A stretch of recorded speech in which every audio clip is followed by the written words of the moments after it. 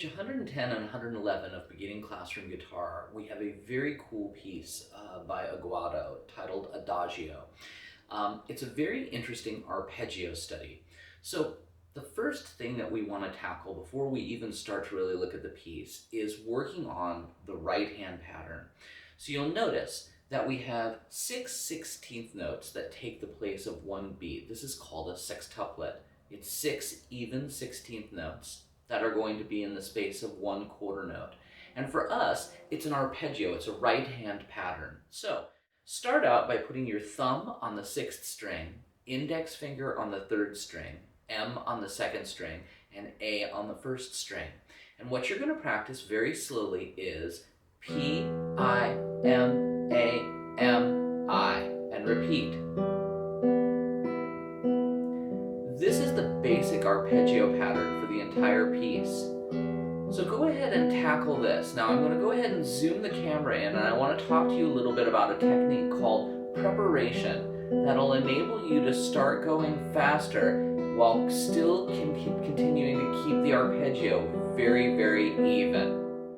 So again, the right hand pattern for this piece is P, I, M, A, M, I, and this is this sextuplet pattern, 6 16th notes in the space of one quarter note. Now you'll notice I'm using a technique called preparation. I basically am thinking of my right hand in two parts, the thumb being one of those two parts, and I, M, and A being the other of these two parts. And what I'm doing is, when thumb plays, index, middle, and ring all plant simultaneously. They play the index, middle, ring finger, M, I part of the arpeggio. When I plays, thumb plants. So if I were to do it just as blocks, we would see thumb, I, M, and A plant, I, M, and A play, thumb plants, going back and forth. That's the two sections of my hand, the two parts of my hand. Now when I add the arpeggio, what I'm doing is I'm preparing to get the next part of my hand down in advance of when I need it. This technique allows us to basically play fast at a slow speed and helps us to be able to build up speed while maintaining this kind of effortless feeling. Now that you've practiced the right hand and have that down, let's talk about what's going on the left hand. The interesting thing is this piece utilizes a number of open position chords that we're very familiar with, and a couple of new ones. So the ones we're familiar with, E minor, B7, A minor, and C. Now two new ones that we're going to see is a D sharp diminished chord and an A sharp diminished chord. In both cases, we move to those chords with common fingers, which makes the change fairly easy. And I'll point them out when we get there. Now let's talk about the melody.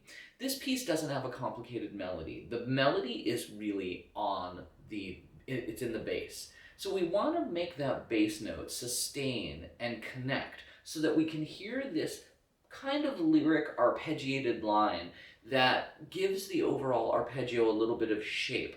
If I just play the downstem bass notes, we have E, G, B, E, D sharp, E, B, G, E, A, C, E, D sharp, E, C, A. Back to the beginning. E, G, B, E, D sharp, E, B, G, F sharp, A, B, D sharp, F sharp, D sharp, B, D sharp, E, E, G, B, E, D sharp, E, G, C, E, B, E, A sharp, E, A sharp, E, B, E, B, D sharp, E, G, B, D sharp, E, E, G, So that is as close as a melody that we have in this piece. And you're going to want to listen to that as you add the chords and start to play that arpeggio pattern. And you're just going to emphasize the thumb a little bit more. You're going to make those thumb strokes a little bit more, a little stronger. And that way the bass line will sustain through. So now let's look at the specific chords. So we start out with an E minor chord. Open strings that then move to our common E minor shape. So the first line is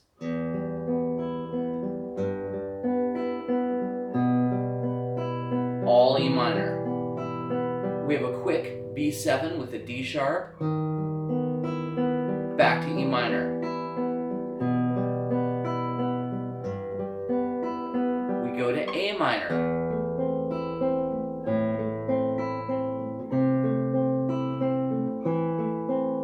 Here's that D sharp diminished,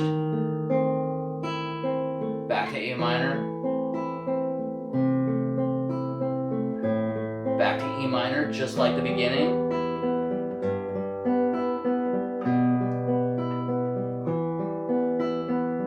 That same D sharp.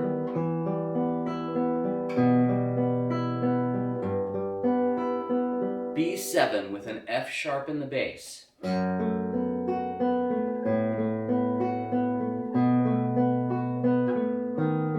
Now here's a tricky part.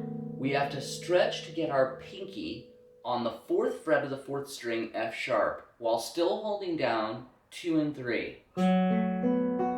It goes right back to that D sharp.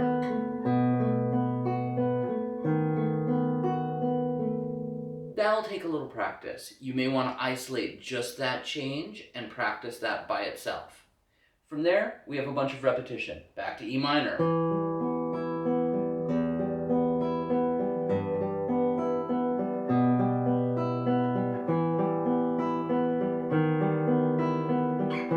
This is a little different. We have a G on the 4th string, C chord, E minor again. First finger shifts back to the 1st fret. We add C sharp for that A sharp diminished. E repeats. E minor. B7. E minor. B7. E minor. B7, last line, E minor,